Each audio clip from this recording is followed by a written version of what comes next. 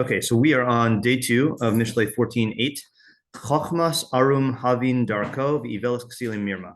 So we translate it as the wisdom of the cunning man understands his way, or is understanding of his way, or is to understand his way. And still not clear on the grammar there. V'ivelis ksilim mirma, but the foolishness of fools, the two uses of the word fool in there, is deceit, or just deceit. Okay, fine. So our questions, and then we also had other translations just to refresh our memories in case it's relevant here. The Sadigon says the wisdom of the clever person understands his circumstances, but the foolishness of fools is their deceit. Targum says the wisdom of the cunning person is understanding of the way, and in the foolishness of fools is deceit. Art Scroll says the wisdom of the clever is to understand his way, the folly of fools is deceit. Refersh, the wisdom of the shrewd man is to make his ways understandable, but the wisdom of fools wants deception. And Alter says, I just got hit by the hazelnut or the almond. Is it hazelnut or almond? Okay, yeah. The shrewd man's wisdom is to understand his own way, but the folly of dullards deceives them. Okay, so we still got a lot of loose wiggle room for the translation here. Questions: what is the definition of arum in this context? What is the chachmas arum, and the relationship between arum, which really there's a noun for that, orma, and then the chacham, who there's a word for that, chachma, right? So why are we talking about the chachma of the arum, And likewise later on, what is his derech, and whose derech is it talking about? Derech can mean a lot of things, and it's either the arum's own derech or someone else's derech. Plain shot is it's his own derech. What is the understanding of his derech? Well, what's also funny? Chachmas arum havin darko. You also got tvuna in there, right? So it's like combining three different Mishlei, jargon terms. Strange. Okay. Yeah, we didn't even ask that. Why the emphasis, or what is meant by the tavuna, especially given. See, Chochma and Arma we see paired together a lot, but tavuna is like a different level, especially since this is not talking about a navam, right? Not Nevonim have tavuna. Chachamim don't have tavuna. That otherwise they'd be nevonim. Yeah, okay. How does the chachmas arm facilitate the understanding of his derech? What is the mirma? Who's deceiving who? Now, I don't know why this didn't bother. Maybe it bothered you, and maybe you expressed it, and I didn't get it. For some reason, I did not. I woke up bothered by this question. Why is it emphasizing mirma of ksilim? Mirma is not a thing that we see ksilim engaging in. Ksilim engage in pleasure seeking. They engage in other bad midos, and sometimes you see them you see them making bad decisions. Mirma is just a weird quality to highlight.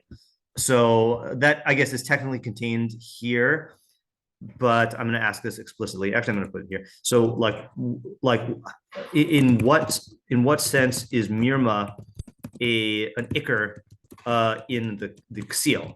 Right, it's we have another Mishlei personality for that as well, which is the Ish Ramia, or the Ramai, the deceiver. Okay, or the Russia. The Russia engages it. If you said Russia and deceit, I'd be like, okay, yeah, that's exactly what the Russia does.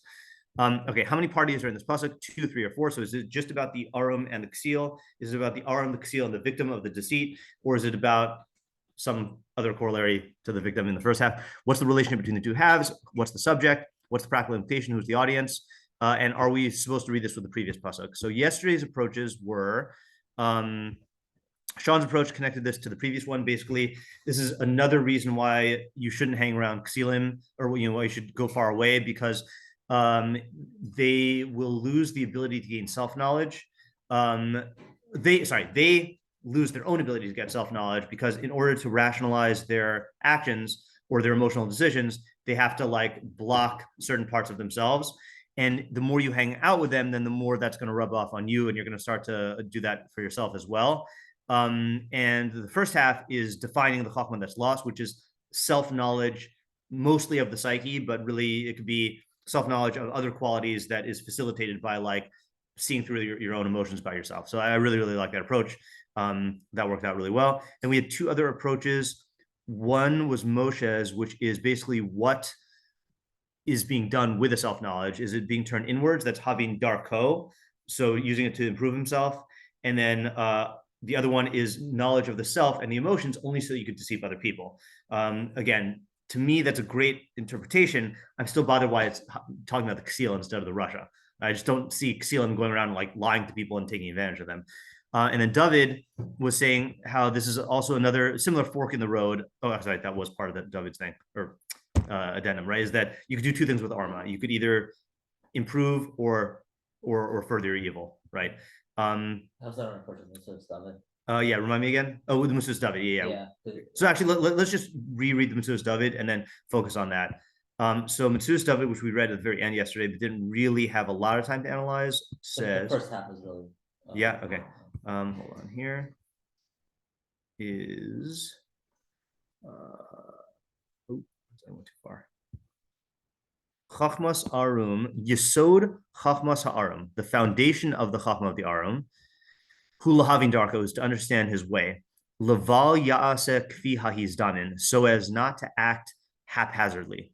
The Yesod Ivelas Haksilim, in the foundation of the foolishness of the Ksilim, Hi Asos Hamirma Shechashvu, is to do the deceit that they plotted.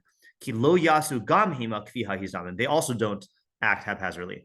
Okay, so I want to actually pair this with Rabbeinu Yonah because I think either Metzudas David is getting it from Rabbeinu Yonah or Rabbeinu Yonah is taking a similar approach. So Rabbeinu Yonah is on the next page, which says, Mikol hachachmos hamasigim l'adam, of all the chachmos that a person apprehends, yivchar lo mehem ha'arum chachmas kishron hamasim v'tikun hamidos. The arum will choose for himself perfection of action and improvement of midos. Vaksil, whereas the ksil, Yivchar lo mikol hachachmos ha'orma umirma v'toana. He will choose for himself of all the chachmos the cunning and deceit and another word for like some mischief, I guess. The elu einam magim labilti machshavah, and both of these only come through machshavah. K'moshe matzinu he'emiku sara. They go into depth in their rebellion. He'emiku shichesu. They go into depth in their corruption. Hava nischachmalo. Let us come and outsmart him. Chachamim hema lahara. Chachamim for evil. Al amcha ya'arimu sod. On your people who cunningly conceal secret. Yeah. So this is kind of like what David and Moshe were saying. Is like the choice of what do you do with your chachma, you know? And this is also like the Metzudos in that he's saying that both of these are characterized by machshava as opposed to acting based on kfi hahizdamin. So again, you can feel free to treat these as two separate ideas, but I want to understand the Metzudos. That really is he's definitely saying something specific. And I also just in terms of the nuance here, Metzudos is very careful with his words.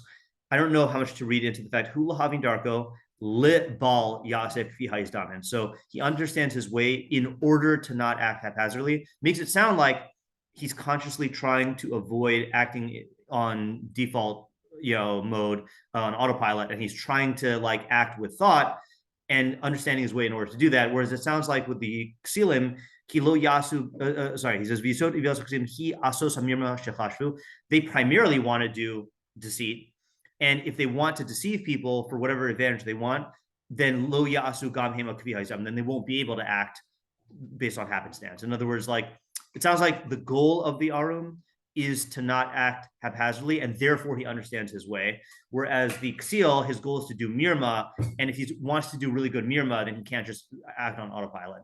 I don't know if I'm reading too much into it, and I also am intrigued by this concept of the yesod of the chachma of the Arum and the yesod of the Ivelis of the Ksilim, whereas Rabbeinu Yonah is not saying that, which he's saying if they pick a chachma, it is the chachma of self-improvement versus the chachma of craftiness. Yeah.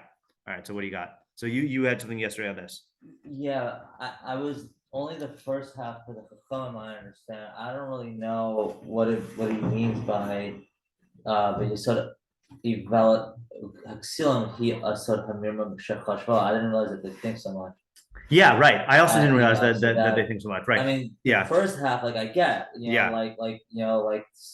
foundation of an Arum, like he understands himself very well and makes conscious decisions, and he, what I was trying to say yesterday is like he lives because he knows all these things, and because and he's constantly making decisions, that's in line, with right. And I'm saying that to me like he's consistent in every area of his life. Mm-hmm. But the Ksil, like I don't know if he consciously makes those decisions, right? And he's going to be bound to living in a left contradiction, and that's what I mean. And the outcome is like he's deceiving himself. Right. Yeah, I'm not seeing the approach of the self-deception in the Metzudas David, but the thing that you're saying about the consistency, I can see that, maybe playing a role, because it's the consistency is the opposite of haphazard acting. I just want to this would be a good time to quickly review the one sentence definition of ksil that Rabbeinu Yonah gives, which has been our foundation in whenever we do a ksil thing. So this is in the pasuk ad masai pasayim te'ehavu pesiv litin latzon chamdulhem uksilim yisnudas. How long, O simpletons, will you love your naivete? And scoffers covet scoffing for themselves, or mockery, and ksilim hate knowledge. So Rabbeinu Yonah defines ksil at the end. Ksilim heim bali ha'pu'ulos ha'raos va'obrim averos lemalos mishalos einehem b'inyanet hanaosam v'ta'anugehem. So they are masters of bad actions. Okay, meaning that they it's not just that they happen to do bad things; they regularly do bad things. And they violate averos in order to fulfill what their eyes seek out regarding their pleasures and enjoyments. Right. So we define it as a veteran pleasure seeker because it's someone who it's become second nature. I think we saw that from Psukim, where he contrasts the Na'ar, who will do foolish things, but it hasn't become second nature yet. And the Na'ar is also still under the jurisdiction of his parents or his Rebbe, whereas the Ksil is an adult. So he's practiced this a lot and it's become second nature, and therefore it's much harder to change. So you could say, Pu'ulos Raos is not just pleasure seeking, it's also, it can involve personal, interpersonal, being on Chavero stuff. Even if it's driven by pleasure, he still might engage in let's say a Ksil might be someone who robs a drugstore, to get money, to buy pleasure stuff, and that's not like a Russia who is trying to implement an alternative self-glorifying system onto society. Russia is not driven by pleasure. He's driven by ego, by greatness. So you could say that Ksil is going to extend to many, many behaviors that are detrimental to other people. And maybe that's where the Mirma comes in. Yeah. Because the Mirma is a facilitator of evil. I mean, that's one of the big facilitators, that if you trick people, you can get away with a lot. Yeah. By the way, I know this is gonna be a little difficult, and I just said this to Ariel, but I'm gonna say this here. I think for the sake, unless you have a really strong intuition the other way, I think we need to get rid of the subject being self-knowledge here. Self-knowledge, it might still be involved in the Aron, but that's not the subject here. Yeah, Sean? Yeah, an approach. Yeah. So starting with the Ksil, yeah, I would say, using the definition that there are people who will do anything in order to derive the pleasures that they want to within the world. Yeah. So you see that there are certain people who, let's say they're really addicted to something, or they really want a certain pleasure. They will do whatever deception is necessary in order to get to that result. And these people can be incredibly creative in their deception and create a whole complex that will be very convincing to whoever it is that they're convincing, in order to get whatever resources that they need in order to accomplish that thing. Right. The problem being, once that person realizes that they were at the hands of this massive scheme, and that it wasn't just a minor unintentional thing, or a impulsive thing, but it was a really methodically thought out thing. Yeah. That's a very deep betrayal that's going to completely ruin the relationships that the Ksil has to the people that they're interacting with. Yeah. And so that's why it's the height of their foolishness, because even though they're using Chachma to figure out how it is that they're going to get whatever it is that they want, because they're specifically using Chachma, and because the person sees that, oh, this person was a smart person and they're malicious, so then that's going to ruin their relationships. Whereas the Arum is somebody who's very aware of his self and of his needs, and is very plain in speaking with other people, that there's no doubt to his motives, and there will never be a doubt to his motives. And so those relationships will be reinforced. And will be okay. So I'm hearing what you're saying in two halves. Okay. And I agree with the ideas in both halves, but I think that as an interpretation of the pasuk, I'm more inclined towards the first half of what you're saying. Second half, this is really pertains to the question of how many parties are in this pasuk, and the second half of what you're saying is really talking about the impact of their actions on their relationships or on other people, which is certainly true. I just don't see enough evidence in the pasuk that it's really talking about that as the consequence or that as the benefit. So going with the first half of what you're saying, I think that I think looking at addiction, whether it's like drug addiction, pleasure addiction, any sort of addiction is a great example to have hold of here, because you're right. People, in order to sustain their addiction, they will engage in all sorts of elaborate schemes to be able to keep that going. And I'm gonna add this, but I think it's consistent with your idea. I don't think it's a new idea, that because their thinking is objective oriented, that's a bad word. I don't want to mean objective, subjective, is goal oriented. Mm-hmm. The goal of sustaining their pleasure, it's going to drag with it a lot of blind spots. Like the person who, let's say, is embezzling from his company in order to fund some sort of pleasure addiction or whatever. The only thing he really cares about is, am I going to be able to get the pleasure? At the end of the day, that's all he cares about. So he is going to be blind to certain things that don't directly pertain to that. Whereas if you compare that to the chachma of the Arum, where he wants now I can use the word objective understanding of his own derech in order to engage in improvement, and he's dafka looking for blind spots because those are the areas that he needs to improve on, then he is going his attachment to thinking is going to compound in greater understanding and eliminating blind spots. Mm-hmm. Whereas the Ksil he's also committed to thinking, but because it is single-mindedly pleasure seeking, it's going to generate blind spots, and I think that there are going to be many consequences all over. In fact, what I could say is that this is where I would invoke what I said yesterday, which is that there are many pasukim that talk about the consequences of using deceit. So I think you can have lots of consequences in here, including impact on other people. But this is focusing on you're attaching yourself to thinking, but in a way that is going to make you more blind the more successful you are. And the Arum is attaching himself to thinking in a way that's going to make him less blind and further his goals. Yeah. Yeah, so I was saying similarly, but when you say blind spots, do you mean because of his he's goal oriented and pleasure seeking, he just constantly creates blind spots, whereas almost he's not intentionally creating them, but he just does it memela? Yeah, it's gonna come out memela. Yeah. I was thinking a little differently almost. I was thinking that because he's goal oriented and pleasure seeking, he's gonna consciously do the deceiving in order to get to that point, not memela. Well, I'm just using them as right, but he's not consciously making himself have blind spots. Consciously. Oh, right. No, I know. Nobody's gonna consciously do that. Right. I just mean that in terms of deceiving, he's gonna deceive in any. Right. I'm gonna give an example of this, which I've given in this year before, but I gotta pause this. He would still do it though.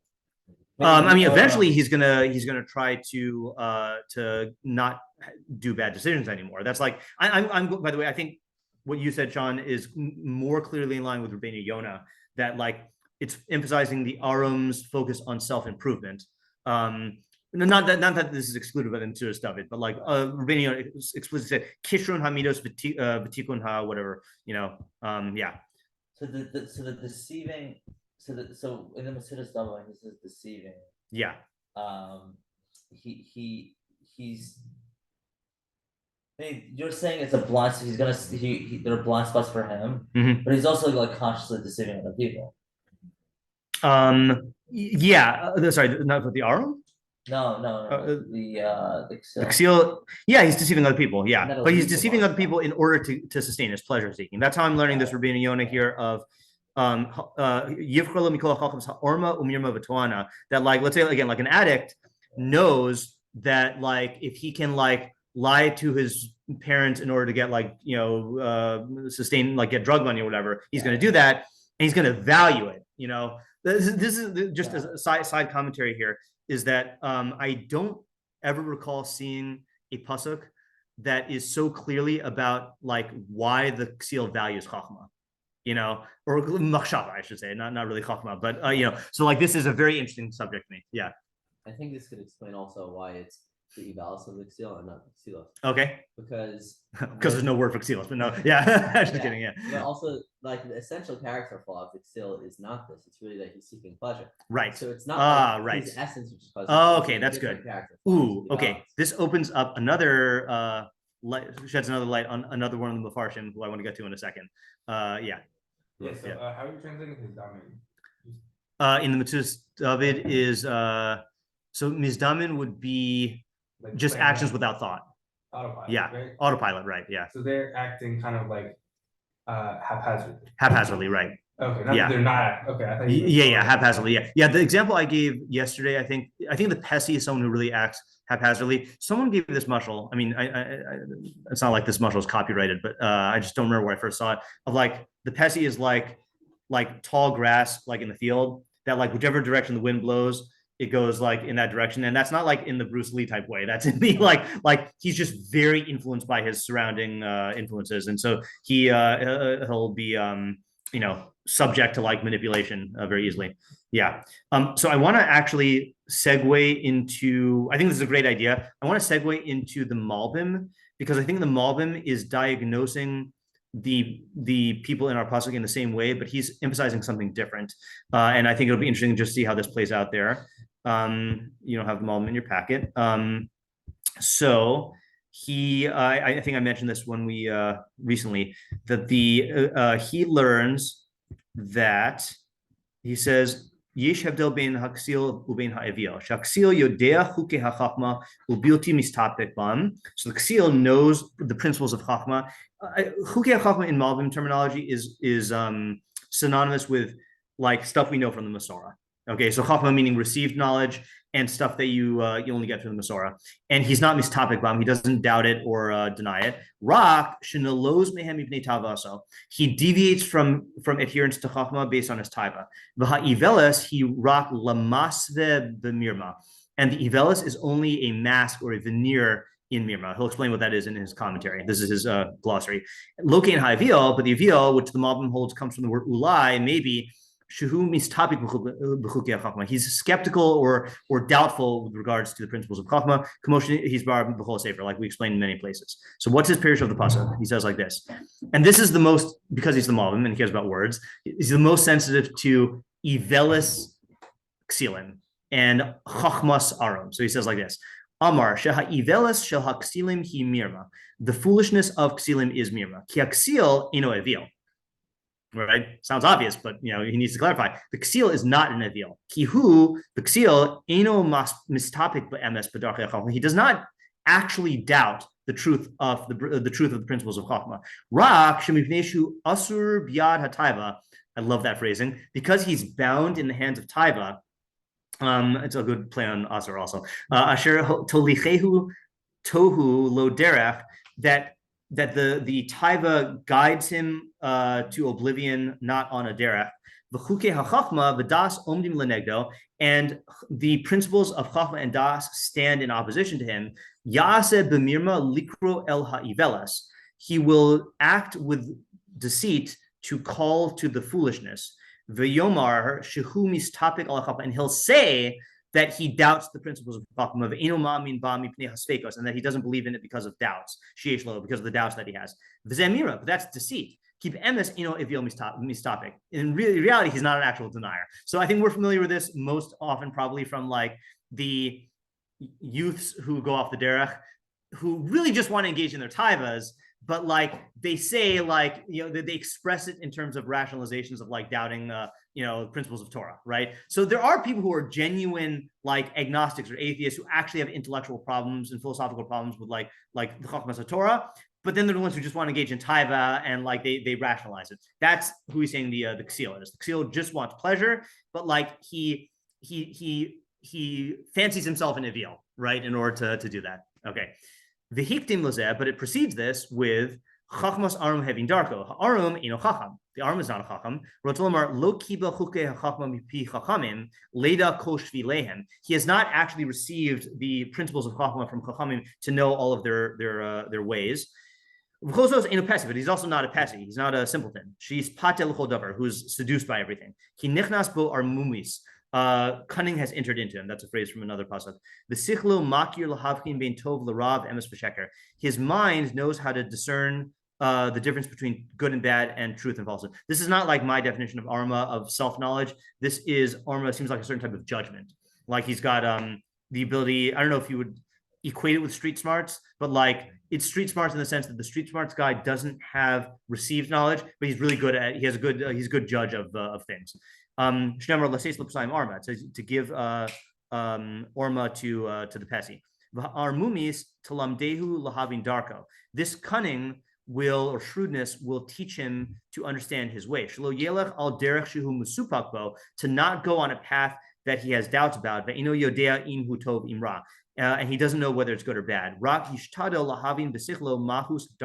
He will strive to understand with his mind the essence of his path. This is his chachma.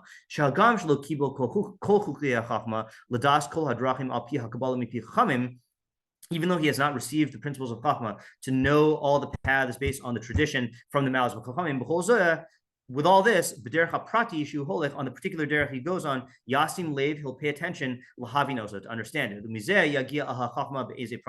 He will arrive at chachma in certain details. That's the chachma of the aram. So the first half, well, I guess the second half of the pasuk, first half of the Malbim about the ksil and the avil, I think is very much in line with the approach we're taking here of the relationship to deceit. The relationship to pleasure seeking that our ksil has. Okay, in other words, we're saying that the ksil is primarily a pleasure seeker, and we're saying that he will engage in deceit as a tool for pleasure seeking. That's going to blind him to things that are going to trip him up in other ways that Mishlei spells out. The Malbim is saying that the ksil is also a pleasure seeker, and that is going to blind him to certain areas of philosophy and intellectual areas.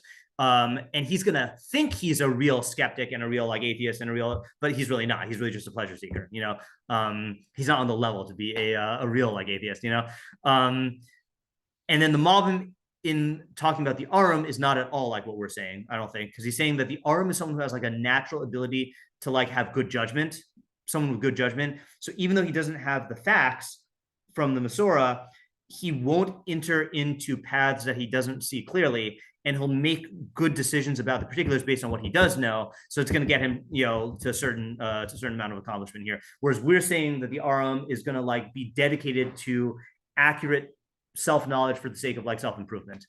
Yeah. So I think we have nice little two stews brewing next to each other, splashing into each other. Yeah. Okay. Yeah. All right. Anyone have any thoughts on anything we've done? That Malbim was more different than I thought. I thought he was more similar, but it ends up being a good idea also. It's funny also how self-knowledge that we're saying, the Malbim would say that the ksil lacks self-knowledge. If the ksil were really honest with himself, he would realize I'm not a philosopher. I'm just a pleasure seeker. But yeah. There's a blast bot. What was that? There's a blast bot. He's a blast bot. Yeah, has a blind spot. Yeah. Okay. I was is that some sort of new robot program here? Okay. So if no one else has anything to say, let's do. Yeah. We're not continuing the moment. I didn't even realize that there was more. V'im kain. Sorry. Yeah. Haksil she'enu pesi. Ich yelech al derech ha'yiveles shehu hasafek. So if so, the ksil, who's not a pesi, how can he go on the path of foolishness, which he doubts? But in truth, the foolishness is just a facade. It's not real. So in other words, the very fact, what is he saying? What is he adding here?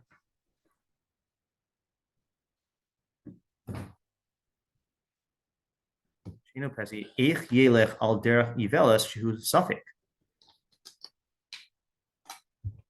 Ivelis. So the only thing we're missing here is what the Derech Ivelis is, according to the Derech Ivelis means adopting these views that are contrary to Torah. Right. So he's saying he's not going to go on that derech. So that's the interesting thing. I don't know if this is what he's saying or if this is just an outcome. You will see that even if the ksil espouses views that are anti-Torah, he's not really committing to those views, right? He's not going to be a real consistent, he might, let's say, for example, he might ally himself. Okay, let's talk about, they call them new atheists, right? What are the guys' names? Hitchens and Harris, Dawkins, so he might quote these guys to like justify his thing, but does he really listen to their podcasts? Does he really like know how to, is he really trying? Let's say like the only one I'm marginally familiar with is Sam Harris, who like is advocating for like rational morality, is this guy really going to like advocate rational morality? No, he just wants to justify his tithe and he's not really interested in like their philosophies, Yeah. Hey, your average pro-terrorist. Your average pro-terrorist. I also think that's different. I don't think that's taiva. I think that's hatred. Yeah, hatred is not a taiva. But they definitely have blind spots. Yeah, all emotions come with packaged with blind spots. Yeah. Okay, let's do the Meiri, who I don't know what to make of him. At first, when I read him, I thought he was another just example of the Rabbeinu Yonah, but let's see. Okay, up here. Okay, and he uses weird words that I don't know what to make of. Okay, so he says like this.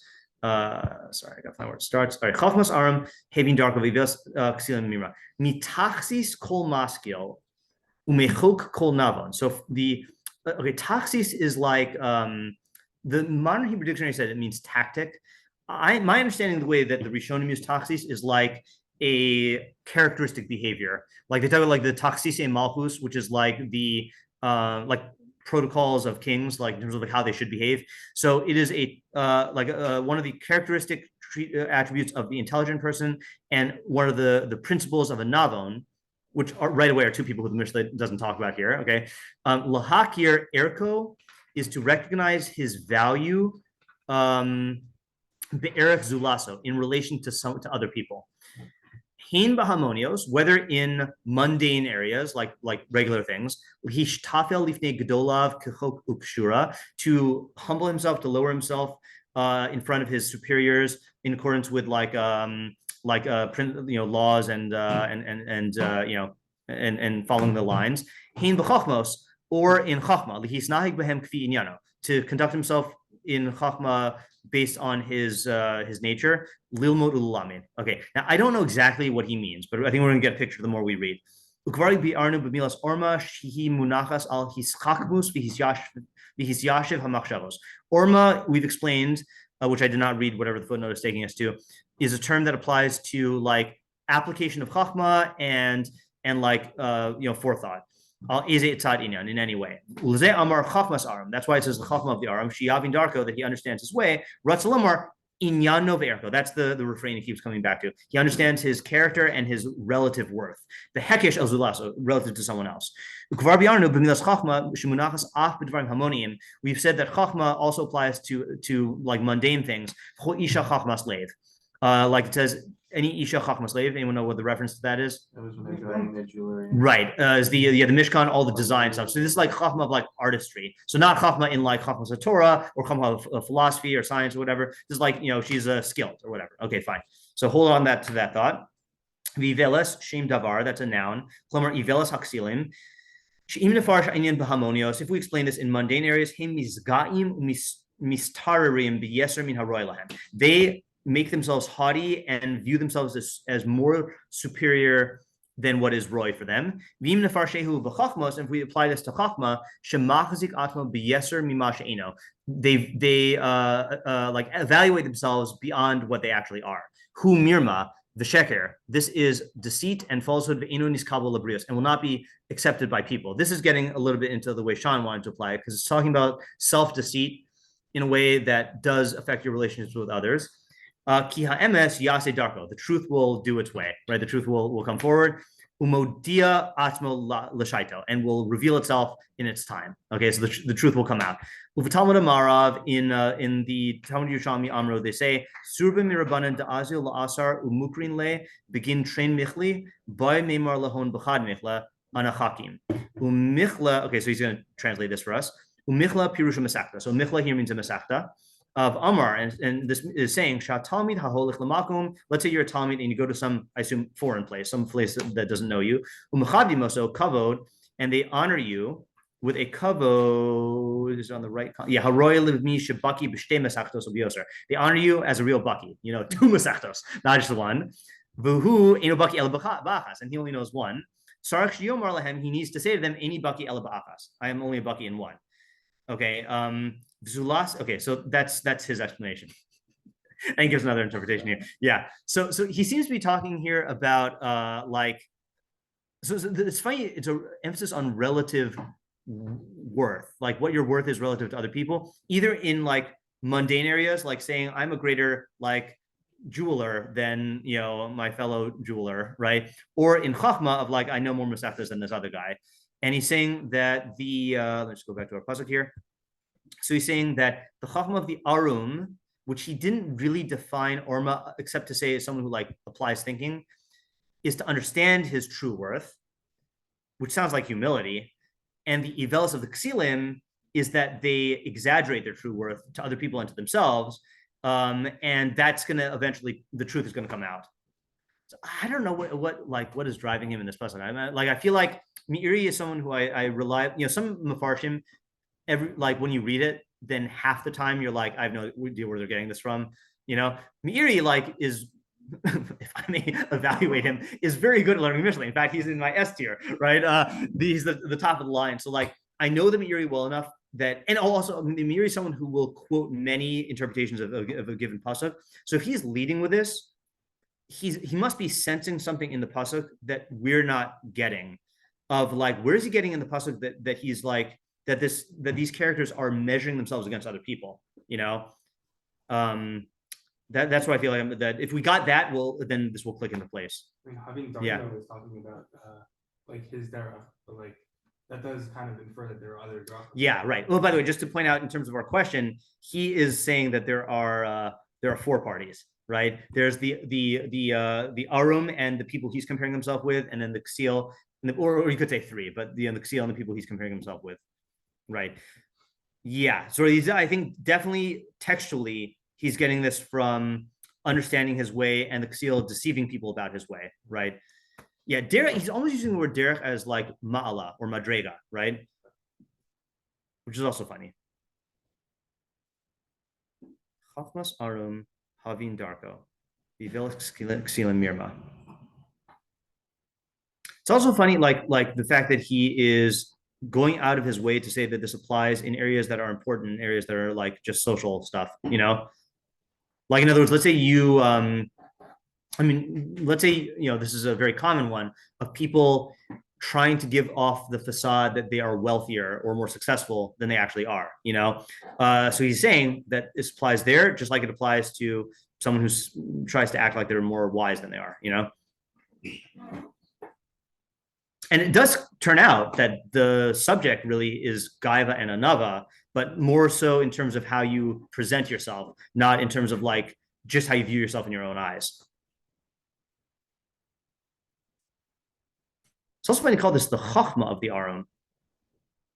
Yeah, Chaim? Maybe you could say that the audience of the pasuk is somebody who's viewing the arum and the ksil, and like he's showing you like more empirical ways of figuring out who they are, and like figure out where they stand. It's hard to know like who somebody is like in their own mind, but like if you see that somebody, for example, like lifts themselves up like to be more wealthy than they are, or to be smarter than they are, more accomplished than they are, you're like, okay, now I know that you're like in like the ksil camp, right? Like if you see somebody who's like very like straightforward and like knows his place, like, okay, fine, like I know like you're in a different camp, but then like you kind of interact with them in different ways, right? Yeah, that is a good application. I don't know. Yeah, it's hard because the Meiri does not give us any indication about who it's talking to, but that's definitely a good application. Side point, by the way, whenever I am going over when I'm teaching high school and I'm going over like stuff about anything that involves like the Sanhedrin and like rank. Let's say I think it usually comes up when I'm talking about the Nasi and the Av Beis Din, who are like the top ranked and second ranked people in the nation of Chachamim.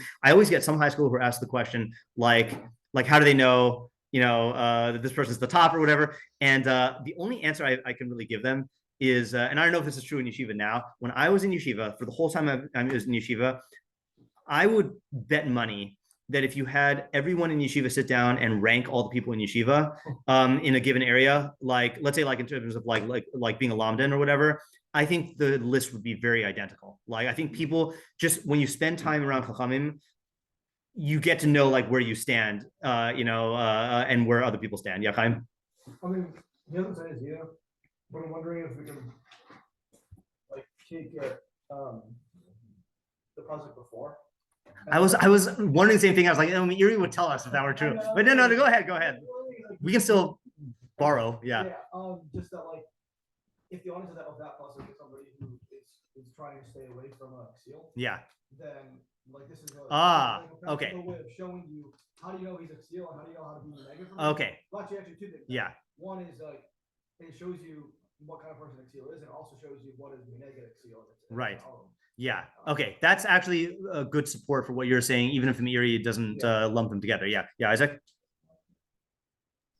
I feel like this kind of answers a long-standing question that I've had, which is, I think by Sanhedrin it says that they sit in order of most chachma to least chachma. That's where it comes up. Yeah, that's where the high school is asking me the question. Yeah, it wasn't just the nothing now based in.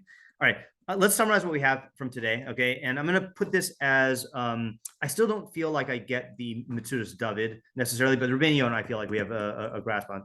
So Rabbeinu Yonah is the one who said that that both the arum and the ksil like have reason to employ machshavah, okay, but since the ksil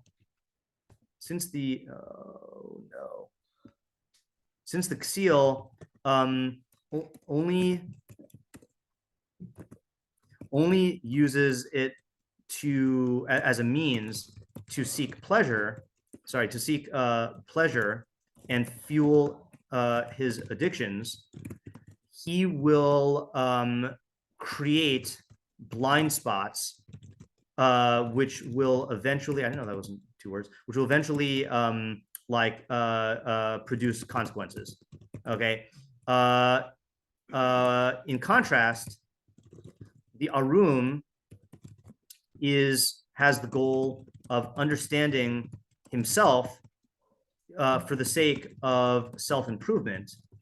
So he will be driven to try to uncover his own blind spots. So what's going to happen is, like, the more successful the ksil is in using machshava, the more perilous his state of being, and the more successful the arum is, the less in peril he is. Okay, and the Malbim says that the ksil may fancy himself an evil, but that's just a facade which allows him to continue pursuing his pleasure, and he's not actually committed to the real derech of the actual evilim, whereas the arum, even though he lacks the knowledge of chachamim, he will still be able to make certain good decisions, simply because he won't take a path until he determines whether it is good or bad. Yeah, Chaim? Yeah, I was thinking about this before we were talking about the Malbim, but it sounds like the not Rambam way of viewing kofrim. Yeah. Like, you're not even on a level to be a kofrim. Exactly. If you don't like Yeah. the knowledge. Yeah, right. Yeah, I was thinking about it also. Yep. Okay, this is a good pasuk. Difficult one, but good. All right. Thanks for coming. Yeah. Thank you. Thank you. Yeah, thanks.